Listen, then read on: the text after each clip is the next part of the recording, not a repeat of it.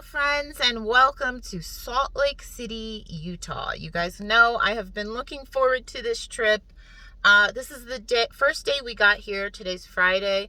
We arrived around like 9:30, 10 o'clock. I'm just now getting to the outlet at 4 p.m., you guys. That's just life with a toddler.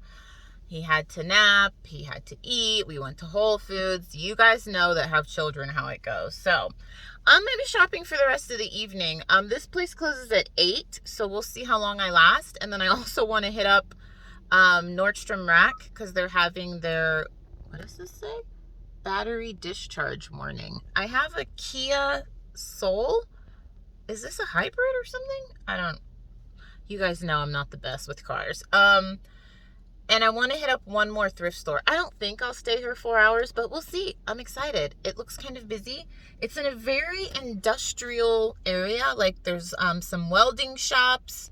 There's some mechanic shops. So I don't care. I'm excited. You guys, this city is beautiful. If you love mountain views, and all of the mountains are snow-capped right now, if I can remember, I will put it at the end of the video. My oldies but goldies know it's a 50-50 chance if I remember. I'm so sorry, you guys. I'm the worst about that, but if I can remember, I'll show you some of the footage of us flying in.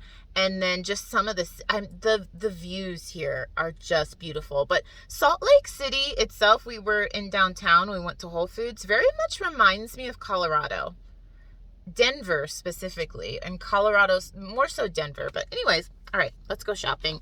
And then at the end, we'll do a haul. So stick around. Subscribe if you enjoy this stuff. I should say, one of my goals for this trip is to be able to make enough profit to cover the cost of this trip. And this trip ain't cheap, friends. We'll go over numbers and everything. I don't know if I'll do it in this video or a separate video, but that's the goal of this trip. I'm probably going to make it a series. So if you're watching this like a year from now, I'll put this all in a playlist and you can see how I did and all the stores I went to.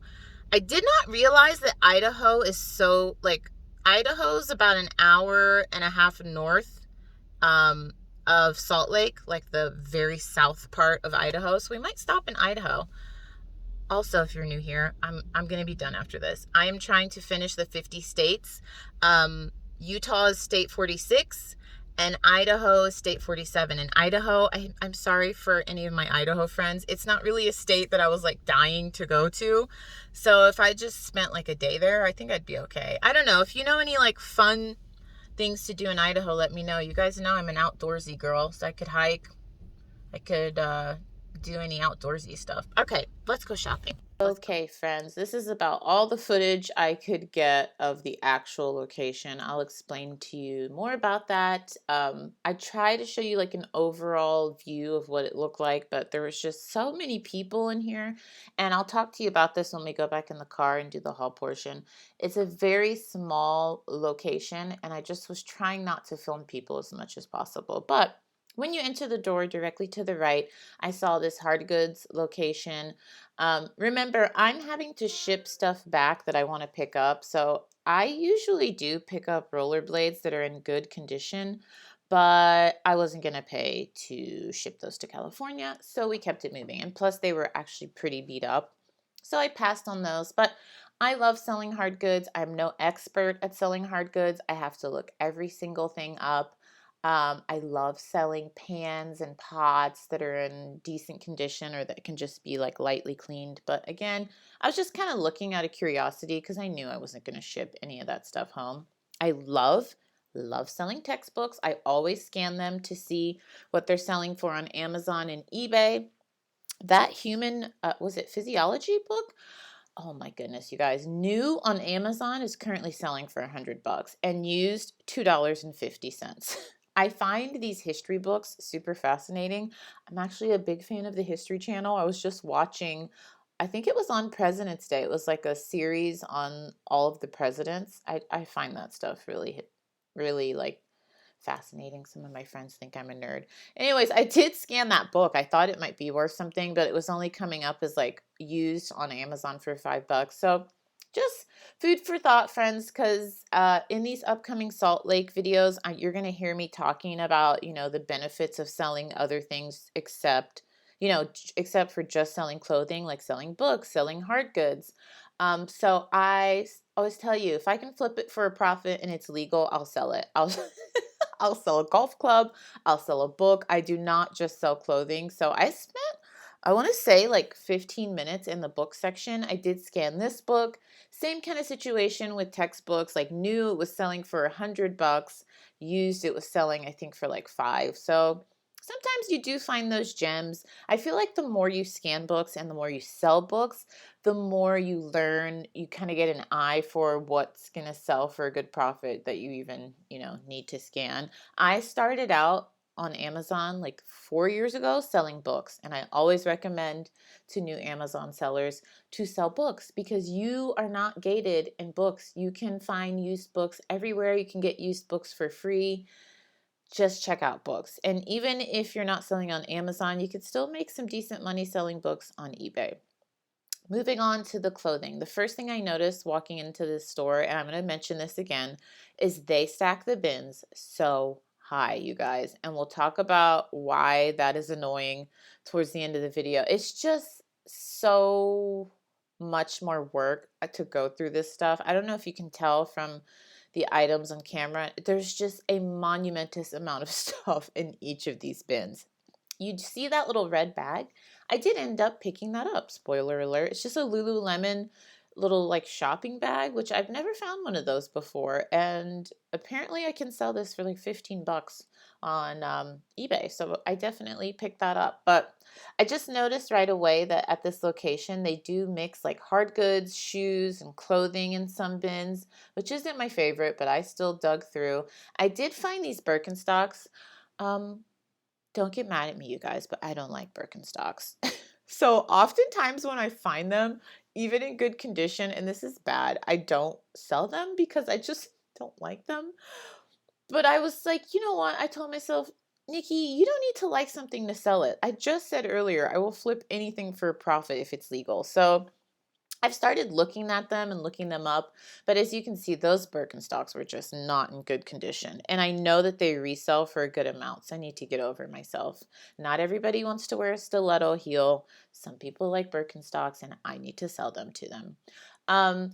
So I moved on from these bins pretty quickly because, I mean, it was just kind of hard searching through hard goods and shoes, and I couldn't really see what I was touching because the stuff was just stacked so high. So this is some footage of me going through the clothing without trying to like show other people. I didn't know what to do, you guys. It was very hard to film in this location. If you've been here before, you know what I mean. It's just really small. All the bins are really close together, and there's just a lot of people. What day was this? I said it was a Friday. Tons of people here. Here's some items that I did end up picking up that I put back. This gold label that I looked up. I can't remember if it sold at like JCPenney or Dillard's or something. I thought the label looked special. Ended up looking it up.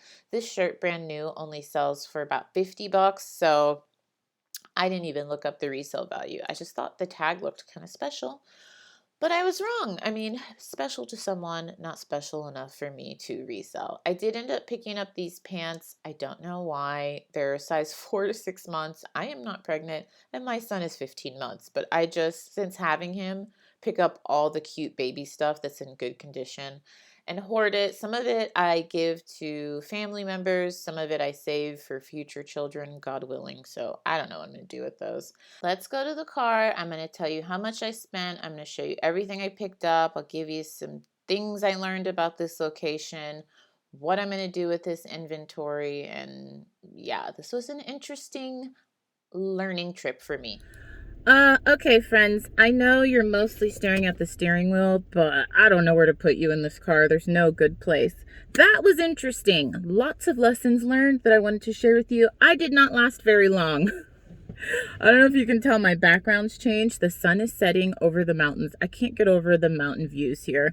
It's beautiful behind me and in front of me. It's just gorgeous. I only lasted about an hour and 30 minutes in there. I quickly noticed, first of all, the outside of the place is huge. When I go back, I'll film some footage of it and put it in the coming videos because I'm going to go back every single day.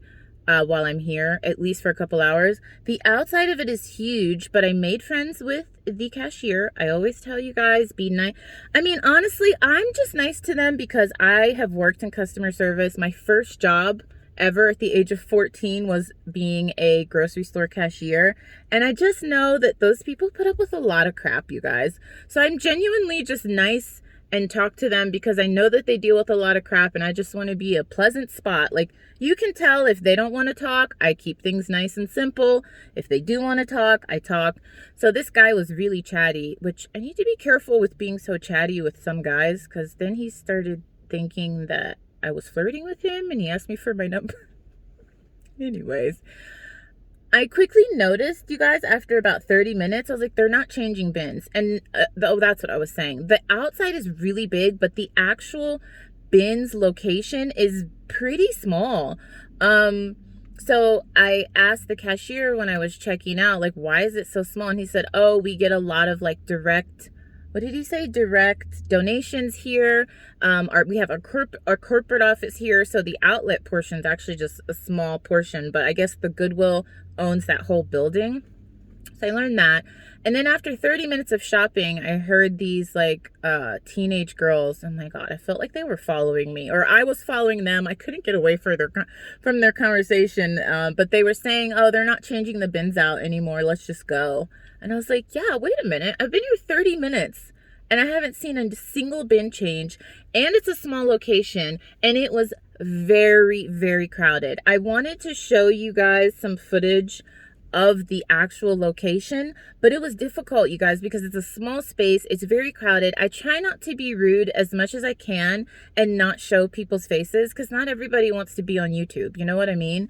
So it was hard to film in there. So I was like, nope, I'm not doing it. And then I don't know if I was able to show you while I was in there. They stack stuff so high at their bins. And if you've ever shopped at a Goodwill outlet, it makes a world of difference if you're having to sift through a mountain of stuff as opposed to the bin is not like really full. That's one thing I really appreciate about my location in LA is that they do not stack it very high at all.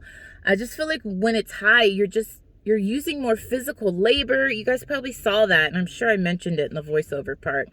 So I was like, I got to get out of here. So when I was checking out with the cashier flirting, Joe's just being nice. He told me, and I should have asked when I walked in, he said, we only change bins from 9 a.m. to 2. He said like between 2 and 3 p.m. they stop. So from like 3 p.m. to 8 p.m. when they close, they don't bring out any new bins. And I was like, oh, that's why I'm finding all the stuff I'm finding. He was like, yeah, so if you come at 9 a.m., we've already switched out the bins. It's all new stuff. And then we rotate, which still isn't that much. He said, I think they rotate like every hour. It's like, oh gosh. So I'm going to go back there tomorrow at 9 a.m. and try to get some fresh stuff because what I've decided that I'm going to do with stuff from this location or this bins location is I'm going to send it directly to ThredUp. I actually printed some labels. I was able to print 2 labels and I brought 2 partner kit labels. If you don't know what those are, I will link the ThredUp video that I did on it down below. And I'm just going to send this stuff directly to ThredUp. Like, I'm not going to pay to ship this all the way back to Los Angeles, then ship it to ThredUp. That doesn't make sense. You guys actually gave me this idea when I was sourcing out in the middle of nowhere visiting my grandparents in Oklahoma. A lot of you were like, why don't you just send it directly to Amazon? And I was like, why didn't I think of that? But I told you guys in that video, my grandparents are almost 90. Their internet is atrocious and they don't have a printer. And I looked up my grandparents live so far out, you guys. The closest FedEx to be able to print, or somewhere just to be able to print, was like 40 miles away. So that wasn't an option, but I'm in Salt Lake. Like, there's a FedEx everywhere. There's a Home Depot. There's a Lowe's. I'm literally just going to box it up and send it straight to them. And I think I'm going to make some profit. So I didn't find like super high-end stuff, you guys. So basically I got there, what I told you, at 4. So they had already stopped switching bins out for like an hour or 2, and there were a ton of people in there. So it was very, very picked over. But I got some stuff that I like, just bread and butter stuff that I like sending to ThredUp. I paid $22. I realized I didn't tell you that. I paid $22 and I got 21 items. That ain't bad. There's some lint going around. Their pricing is awesome. I like their pricing. In Los Angeles, no matter how many pounds you get, it's $2.24 a pound, or is it $2.29? It recently went up. Here, I think it's 0 to 25 pounds. I'll put the picture on the screen. It was like $179. So the more pounds you buy, I think the lowest it gets, if you buy 100 pounds, what was it, like $125 or something? I don't know. You can see from the picture that I've. So I'm going to quickly show you what I got, because I'm going to stop filming this video and start filming. I'm at Nordstrom Rack right now, and I'm going to go shop their red tag sale. So I got these White House Black Market. They're kind of like jeggings. They're a size medium. I told you, right? I paid $22 for 21 items. So that's like, what, $1.10 per item or something. I'll probably make $5 or $6 on this. We'll see. I don't know. ThredUp doesn't price on the partner kits. If I do the partner kit, they don't price these like super high anymore. I'm just being honest, you guys. This is just a bunch of bread and butter stuff. I was really scraping here. I mean, I was going through like some picked over bins. I got a Ralph Lauren size medium button up. Is this cheetah leopard? And it's 100% organic cotton. I do not pick up Liz Claiborne, but I was like, I'm here. I want to get something. And this is in really good condition, and it's very thick. This is Liz Claiborne. It's 100% cotton, and it's a button-up cardigan. I can't tell you the last time I bought a Liz Claiborne anything, even when it was $1, because even on ThredUp now, it just doesn't price really well, but I'll probably make a couple bucks on that. I've never seen a Lululemon shopping bag like this, you know. I guess this is like a bag they give you when you buy little things in the store, but I looked up comps, you guys. I could probably sell this myself for like $15, so I'm gonna sell that. Someone's pulling up right in front of me, and they're looking at me like, what is this lady doing? I'm gonna hold it down here, you guys, because they're looking at me like, who is she talking to? And this is not LA. I don't see anybody else filming, and so people are just looking at me at the bins like, what is she doing?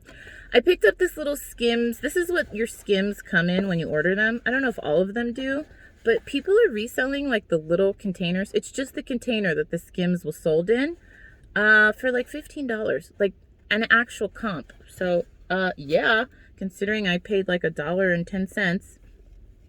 I'm sorry, you guys. I'm going to have to hide some of the stuff because these people are looking at me like I'm nuts. Lane Bryant. This, I don't pick up Lane Bryant to sell myself anymore. It just sits so long. A couple of years ago, I used to love selling Lane Bryant. I picked this up because it's a recent season. And where did I see that it's linen and cotton? I saw that somewhere.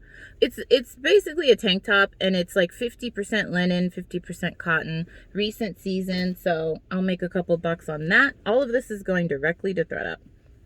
This wasn't new to me. It's called Wild Blue, and it's a collaboration with Sadie Robertson. I found this exact top. Is this a top or is it a skirt? Yeah. And it sold on Poshmark for 35 bucks. But I'm going to send it to ThredUp. I was thinking of selling it myself, but I'm just going to send it to ThredUp. What are these? Express leggings. Man, I can't remember the last time I picked up Express. I'll probably make like $4 on this, but $4 will help pay for this flight that got us here, okay? I forgot to look up comps on this. Does anyone sell Logo Lounge? It's a size large, and it's just like a very soft sweatshirt. What else? I picked up this Express blazer. It's just a black blazer with shoulder pads, size 10. I actually get quite a bit for these, you guys, with the ThredUp partner kits. Last time I sent one of these just plain black blazers, they paid me out like $29. So if you can find these at the bins or on Dollar Day, I would say pick them up and maybe do like a ThredUp partner and see what you can get, a partner label. I picked up these Columbia fishing shorts. It says fish responsibly. Size 38, really good condition. I was hoping to find like a ton of stuff like this, you know, like really good outdoor activewear and stuff, but yeah, I gotta go back in the morning. All right, let's stop there. I got some more stuff, but this video is probably really long already. And it's getting dark, and I want to go put my baby to sleep. So hopefully you guys enjoyed. Subscribe, because I'm going back there. So there's going to be like 4 more videos there. We'll see. Because tomorrow I'm going to go first thing in the morning at 9 a.m. when they open. So we'll see if I get better stuff. So subscribe if you enjoyed this. Subscribe if you enjoy travel thrift vlogs. I've done this in a lot of places. New Jersey, Wyoming, not Nebraska, Minnesota. God, I've thrifted my way across the country. New York. Have I thrifted in my home state of DC? I don't think I've ever filmed a thrift with me there, and I thrift there every time I go back. So subscribe. I'll catch you soon, and I'm going to go start my next video.